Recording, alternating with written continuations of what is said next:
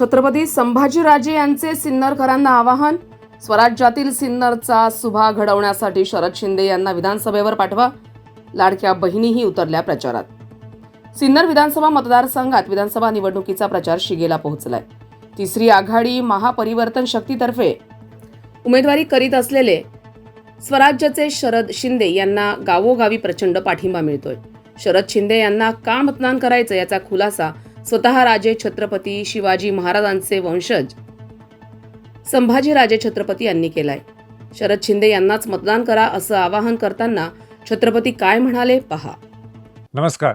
आपल्या सिन्नर मतदारसंघामध्ये छत्रपतींची निष्ठा ठेवणारे व जनतेशी प्रामाणिक असणारे श्री शरद शिंदे हे महाराष्ट्र स्वराज्य पक्षाचे अधिकृत उमेदवार आहेत. सध्याची गलिच्छ झालेली राजकीय परिस्थिती सुधारण्यासाठी आणि महाराष्ट्राच्या राजकारणाला सुसंस्कृत पर्याय देण्यासाठी मी महाराष्ट्र स्वराज्य पक्षाची स्थापना करून सक्रिय राजकारणात उतरलो.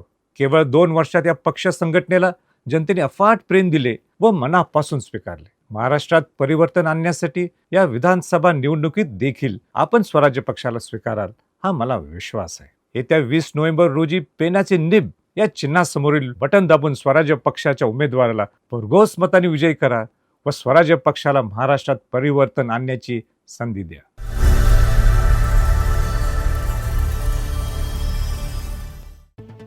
छत्रपतींनी 12 बलुतेदार 18 पगड समाजाची मोठ बांधून स्वराज्य उभं केलं. मात्र लोकशाहीत राजकारण्यांनी सत्तेसाठी या स्वराज्याचे लचके तोडले. त्या स्वराज्याला पुन्हा सावरण्यासाठी सिन्नर मतदारसंघात खरं स्वराज्य साकार करण्यासाठी छत्रपतींच्या आव्हानाला प्रतिसाद देऊन अवघे मावळे शरद शिंदे यांच्या प्रचारासाठी एकवटलेत. गावोगावी लाडक्या बहिणी शरद शिंदे यांचं औक्षण करून त्यांना निवडणूक लढण्यासाठी आर्थिक मदत देखील करताना दिसतायत. सिन्नरमधील सारे प्रश्न आहेत तसेच असल्यानं यंदा शरद शिंदे यांनाच निवडून देण्याचं आवाहन मतदार गावोगावी करतायत. नंतर 5 वर्ष तिकडे गेलं त्याच्यामुळे आपण लगातार 15 वर्ष पकडलं आणि आताचा काळ भेटला तर 20 वर्ष. पण लगातार हॅट्रिक मारणारा माणूस त्यांच्या काळामध्ये एक सुद्धा एमआयडीसी झाली ना? झाली का? झाली का? अरे मारेगाव एमआयडीसी दिवाळी साहेबांनी आणली, मुसळगाव एमआयडीसी बळकमाने आणली. तर आपण सर्वांनी माणिकराव पर्यंत विजय केला असता. त्यावेळी त्यांनी इंडिया बुक्स त्यांनी तिकडे स्थापन केली असती. केलं नसता का? आज इथं लाखो आपल्या सिन्नर तालुक्यामध्ये 50-50 हजार जे व्यक्ती आहेत ते कामाला लागले असते. आता मी कालच गोष्ट सांगतो. काल मी माळेगाव एमआयडीसी मध्ये 4-5 लेडीज माझ्याकडे आलता, भाऊ काम पाहिजे. तर मी भरपूर कंपनीमध्ये गेलो. व्हीआयपी, मायलॉन, सायलॉन जेवढ्या कंपन्या आहेत तिकडं सगळे परप्रांतीय बाहेर. आपण लोकांनी करायचं काय? मी तुम्हाला अजून एक सांगतोय. आपण आपल्या माणसाचा पाय ओढतोय. अहो तुमच्यामध्ये जर हिंमत असेल तर तुम्ही कर्नाटक या साईडला जावा, चेन्नईला जावा. तिकडे तुम्हाला ना हिंदी सुद्धा नाही, इंग्लिश बोलावं लागतंय किंवा त्यांच्या मातृभाषेत बोलावं लागतंय. आणि इकडेच आपण हिंदीमध्ये बोलतोय, याच्यात बोलतोय. म्हणजे काय झालंय या गोष्टीला? आणि शरद भाऊ जर चमचीगिरी केली असती तर शरद भाऊ आज सभापती आमदार सुद्धा असते. 100% आमदार किंवा एखादं कुठलं तरी खातं त्यांच्याकडे असतं किंवा सिन्नरचे नगराध्यक्ष असते. तर त्यांनी जर चमचीगिरी वगैरे केली असती तर त्यांनी त्या गोष्टी केल्या नाही. त्यांना ते पटत नाही पटत त्यांना त्या गोष्टी. त्यांचं काम एकच आहे, स्वाभिमानाने जगायचंय, स्वाभिमानाने जगायचं. म्हणून या 20 तारखेला सर्वांनी 5 नंबरचं लिफ्टचं बटन, 5 नंबरचं आपलं हे लिफ्ट स्वराज्य पक्ष, याला 5 नंबरवर तुम्ही सर्वांनी निशाणी दाबून खरंच निवडून द्या. आतापर्यंत सगळे आमदार झाले ते श्रीमंत झालेले. शरद भाऊंनी मगाशीच सांगितलं, मला नव्हतं माहिती शरद भाऊचा इतिहास. अहो जमिनी विकून सगळं पुढं करून समाजासाठी त्यांनी जमीन विकलेली. अहो साध्या सख्या भावामध्ये गुंठ्याचा वाद असेल तर गुंठ्यामध्ये भावाचा खून करून टाकतोय. या माणसांनी समाजासाठी जमिनी विकले. जो माणूस समाजासाठी जमीन विकतोय, जो माणूस काही त्याच्याकडे पद नाही काही नाही तरी त्या शेतकऱ्यांसाठी लढतोय, एमआयडीसीच्या कामगारांसाठी लढतोय.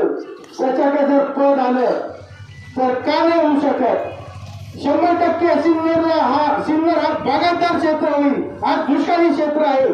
पाणीदार आमदार काय करतात मला माहित नाही. कुठून पाणी येणार हे माहित नाही. आता पाऊसच कमी पडले, कुठून पाणी आणणार? तरी पाणीतून आमदार होते तेव्हा त्यांची गोष्ट आहे. तर माझं एकच ठरलेलं आहे, येणाऱ्या 20 तारखेला 5 नंबरची खुली आहे आपली पेनाची लिफ्ट. मी सुद्धा त्याच दिवशी माझ्या निराळ्या फतेपूरमध्ये जेवढं माझं मतदार आहे 3-4 हजार मतदार संख्या आहे त्यांना सर्वांना सांगणार आहे, शरद भाऊला एकदा संधी देऊन बघा. 100% संधीचं सोनं झाल्याशिवाय शरद भाऊ थांबणार नाही. जय हिंद, जय महाराष्ट्र. गोरगरीब जनतेसाठी 30 वर्ष 5667 आंदोलनं करत न्याय मिळवून देणारे गरिबांचे उमेदवार शरद तुकाराम शिंदे पाटील यांना भरघोस मतांनी विजयी करा, आमदार करा, असे छत्रपती शिवाजी महाराजांचे वंशज खुद्द छत्रपती संभाजी राजे यांनीच केलंय. पुन्हा एकदा ऐकूया काय म्हणाले छत्रपती. नमस्कार. आपल्या सिन्नर मतदारसंघामध्ये छत्रपतींची निष्ठा ठेवणारे व जनतेशी प्रामाणिक असणारे श्री शरद शिंदे हे महाराष्ट्र स्वराज्य पक्षाचे अधिकृत उमेदवार आहेत. सध्याची गलिच्छ झालेली राजकीय परिस्थिती सुधारण्यासाठी आणि महाराष्ट्राच्या राजकारणाला सुसंस्कृत पर्याय देण्यासाठी मी महाराष्ट्र स्वराज्य पक्षाची स्थापना करून सक्रिय राजकारणात उतरलो. केवळ 2 वर्षात या पक्ष संघटनेला जनतेने अफाट प्रेम दिले व मनापासून स्वीकारले. महाराष्ट्रात परिवर्तन आणण्यासाठी या विधानसभा निवडणुकीत देखील आपण स्वराज्य पक्षाला स्वीकाराल हा मला विश्वास आहे. येत्या 20 नोव्हेंबर रोजी पेनाचे निब या चिन्हासमोरील बटन दाबून स्वराज्य पक्षाच्या उमेदवाराला भरघोस मताने विजयी करा व स्वराज्य पक्षाला महाराष्ट्रात परिवर्तन आणण्याची संधी द्या.